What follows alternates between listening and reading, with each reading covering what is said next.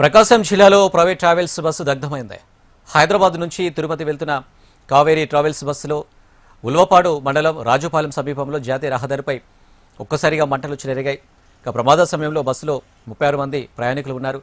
అప్రమత్తమైన bus driver వెంటనే bus నిలిపి ప్రయాణికులను సురక్షితంగా కిందకు దించారు. ఆ వెంటనే మంటలు వేగంగా వ్యాపించి బస్సు పూర్తిగా దగ్ధమైంది.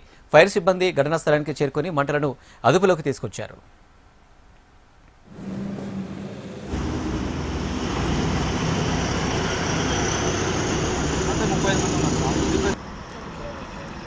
ఉల్వపాడు మండలం రాజుపాలెం సమీపంలో జాతీయ రహదారిపై ఒక్కసారిగా మంటలు చెలరేగాయి.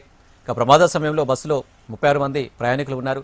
అప్రమత్తమైన బస్సు డ్రైవర్ వెంటనే బస్సు నిలిపి ప్రయాణికులను సురక్షితంగా కిందకు దించారు. ఆ వెంటనే మంటలు వేగంగా వ్యాపించి బస్సు పూర్తిగా దగ్ధమైంది. ఫైర్ సిబ్బంది ఘటనా స్థలానికి చేరుకుని మంటలను అదుపులోకి తీసుకొచ్చారు.